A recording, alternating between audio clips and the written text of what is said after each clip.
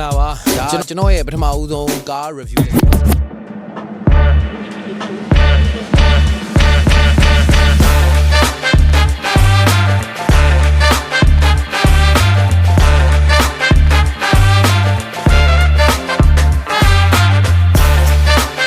ပြောရရင်တော့ကျွန်တော်ဘယ်လိုလဲဆိုတော့ကျွန်တော်အနေနဲ့ကျွန်တော်အရန်ကြိုက်တဲ့ GMC ကားပေါ့ကျွန်တော်ရဲ့ dream car တွေမှာလည်းပါ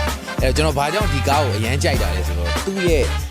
look ပေါ့ဗျာ appearance ကျွန်တော်အရန်ကြိုက်တဲ့ဟာကျွန်တော်ပြဒီ logo ပဲဒီ logo စောင်းအမ်းကြိုက်တာဒီမှာ GMC brother လာတွေ့ရပါ brother လာတွေ့တယ်ကဲ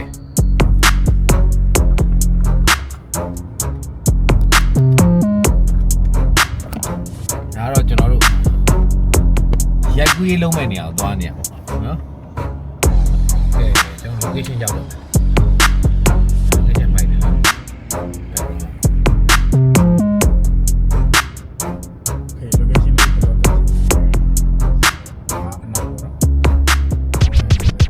Hello မင်္ဂလာပါမိတ်ဆွေတို့ကျွန်တော်ဒီနေ့လမ်းပေါ်မှာတွေ့ရတာတိတ်ပြီးတော့ကျွန်တော်တို့မယိုးစေတယ်ကျွန်တော်တို့ကားတစ်စီးပေါ့ US brand SUV ကားတစ်စီးကိုကျွန်တော်ပေါ်တာကအဲ့ကားကိုစီးနေတာဖြစ်ပါတယ်အဲ့ကားကိုကျွန်တော်စပြီးတော့မိတ်ဆက်ပေးပါမယ်ကဲ let's go ဒီမှာ GMC Terrain ဖြစ်ပါတယ်ကဲကားပိုင်ရှင်ရအောင်ရောက်နေပါပြီကားပိုင်ရှင်ကိုခေါ်ပြီးပါကဲမင်္ဂလာပါ brother မင်္ဂလာပါဒါတော့ကိုဆုံးဖြစ်ပါတယ်ကိုဆုံးကဒါGMC အခုကား model နဲ့ဟိုဟာလေးမိတ်ဆက်ပေးပါဦး။ Okay ကျွန်တော်ကားက GMC Terrain model 2018 US brand ပေါ့ဟုတ်ကဲ့ဟုတ် engine power ကတော့ 1.5 cc ပါဟုတ်ကဲ့ပါအခုဒီကားကိုဘယ်အချိန်ကနေစပြီးတော့စီးရလဲဘာလို့ဒီကားရဲ့ look နဲ့ဟိုဟာကလုံးဝတကယ်ခုနကျွန်တော်ပြောသလိုပဲ manly ဖြစ်တယ်နောက်ပြီးတော့လမ်းပေါ်မှာလည်းဒီကားတွေကအတောင်တွေ့ရခဲ့တယ်ဗျာဘယ်လိုများရွေးချယ်ဖြစ်ခဲ့တာလဲပေါ့ဒီလိုပါကျွန်တော်တို့ကဟိုလက်ရှိပေါ့နော်ဟိုရွေးချယ်ရာတွေမှာကျွန်တော်ဟိုပွင့်လင်းပြောအောင်ဆိုတရုတ်ကားတွေတိတ်မိကြရပေါ့ကွာကျွန်တော်ကြိုက်တယ် GDN တွေကြိုက်တယ် GDN တွေအသက်ဆဲပေါ့နော်ငယ်တဲ့ GDN နဲ့ကြီးလာတယ်ဒါပေမဲ့ဟိုအပြောင်းလဲဖြစ်ရမယ်ဟို feeling လေးတစ်ခုဟိုစဉ်းစားကြည့်လိုက်တဲ့အခါကျတော့ဟိုဘယ်လိုပြောမလဲကျွန်တော် Mercedes တွေပါဆိုတော့လည်းနည်းနည်းဟိုမြင်မှုစီးဘူးတယ်တငယ်ချင်းတွေစီးရလဲကျွန်တော်လိုက်စီးဘူးတယ်ကိုယ်လည်းမောင်းဘူးတယ်စီးဘူးတယ်ဆိုတော့ဒီ GM အုပ်စုထဲမှာကျတော့ဟို picket တွေများတယ်GMC အုပ်စုရဲ့ဟိုတဲ့ truck အုပ်စုနဲ့စထုတ်တဲ့ဟာပေါ့နော်ဒါကျွန်တော်နားလေတော့ပြောပြတာဆိုတော့ဒီလို SUV ဒါနောက်ဆက်တွဲ model တွေပေါ့ဗျာကျွန်တော်တီးသလားဆိုရင်အဲ့ဟာကိုကျွန်တော် feeling တစ်ခုအစ်စ်ရကျင်လို့ပေါ့နော်ကျွန်တော်ရွေးချယ်ပြီးစီးရဒီကောင်ကလေဟိုကြည့်လိုက်ရင်လေခက်ထန်မှာကြောတဲ့ပုံစံပေါက်တယ်ဗျာပြီးတော့အဲ့အပြင်မှာဒီအနက်ရောင်လည်းဖြစ်တဲ့အတွက်ကြောင့်ပို့ပြီးတော့ခံကြားထည်အောင်မှုရှိတယ်အဲ့တော့ဟိုဒီလိုကားမျိုးမှာ engine power က 1.5 ဆိုတော့သူ့ရဲ့အစွဲယုံနေစီစားတွေရောဘယ်လိုနေမလဲပေါ့နော်ကားကနည်းနည်းကြီးတဲ့အချိန်မှာသူ့ရဲ့ဟို frame ကနည်းနည်းကြီးတဲ့ခါကျတော့အဲ့လိုမျိုးဆိုရင် brother experience ကဘယ်လိုရှိလဲပေါ့ဟိုပါ1.5 ကိုသူကဟိုဘယ်လိုပြောမလဲဟို turbo charge engine နဲ့ turbo charge engine မှာ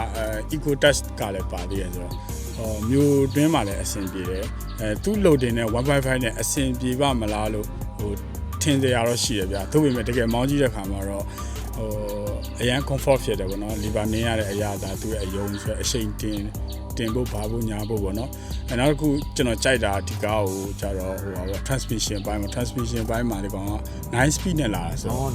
9 speed နဲ့လာတော့ဟိုဘယ်လိုပြောကျွန်တော်ခီးသွားချိန်တဲ့လူတွေတက်ကြတော့ highway တွေမှာဖြုတ်လို့နည်းနည်းပိုကောင်းတာပေါ့နော် highway မှာစီစားဖို့တက်တာသွားတာပေါ့နော်အဲ့ feeling မျိုးလေးစင်ပြပါတယ် smart ဖြစ်ပါတယ်ဟုတ်ကဲ့ဟုတ် comfort ဖြစ်တယ်ဗျာ comfort ဖြစ်တယ်စီစားနှုံးပါပေါ့နော်မောင်းရတဲ့ feeling ဟုတ်ကဲ့အဆင်ပြေပါတယ်အဲ့တော့ဟိုစီလဲမစားဘူးအစွဲရုံးရောဘယ်လိုလဲမိုက်တယ်ပေါ့ဆဲရုံလဲကောင်းတယ်ခင်ဗျာဒီကောင်ကဟိုလေးလုံးလို့ cylinder နဲ့ပြီးတော့9 speed ဟို transmission နဲ့လာဆိုတော့လေhighway တွေပါလေချုပ်လို့ကောင်းတယ် cruise control ပါနဲ့ဆိုစီအောင်နော်ဟုတ်အဲ့တော့ဒီလိုမျိုးဟို Marcel brand ဒီ GMC ကားမျိုးကိုရွေးတယ်ဆိုတော့နည်းနည်းဒါတကယ်ပြော crazy ဖြစ်တဲ့လူတွေမှာဒီလိုကားမျိုးကိုရွေးတာလေအဲ့တော့အခုအနေနဲ့ဆိုတော့အခုအိမ်ကမိန်းမရောဘာအဲ့လိုရိုက်မယ်တွေပဲပြောတာရှိတယ်မရှိဘူးဗျာဆော့3ရက်လောက်နေတော့အရင်တိုင်မရတော့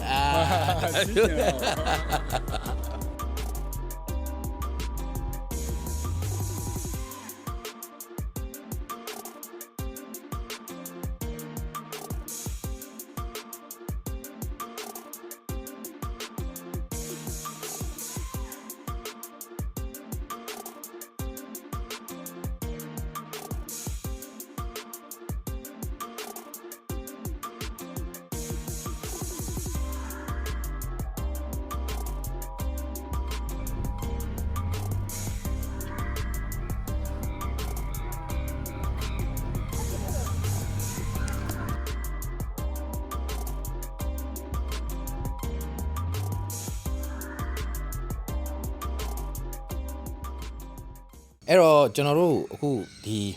နောက်က veteran ကိုတစ်ချက်ကြည့်ကြည့်အောင်ဘာလို့ဒီကောင်ကအကောင်လေးကြည့်တယ် site လဲဟိုဖြစ်တယ်ဆိုတော့ကျွန်တော် veteran ကဘယ်လောက်ကျယ်လဲပေါ့တစ်ချက်ပြပြပါဦးကောင်ကဒီကာကိုခင်မဆိုရင်ကောင်ဟိုပေါ့အောင်လို့နေပါတော့အဲ့တော့လေးနေပါဒ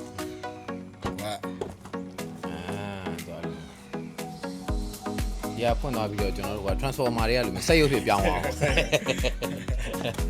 Okay က veteran အကျယ်ကြီးပဲဒီကောင်နော်ဒီမှာဆိုလို့ရှိရင်ခေါက်အိတ်တစ်လုံးကောင်းကောင်းဆန်တယ်ဟိုဘက်မှာတစ်စောင်း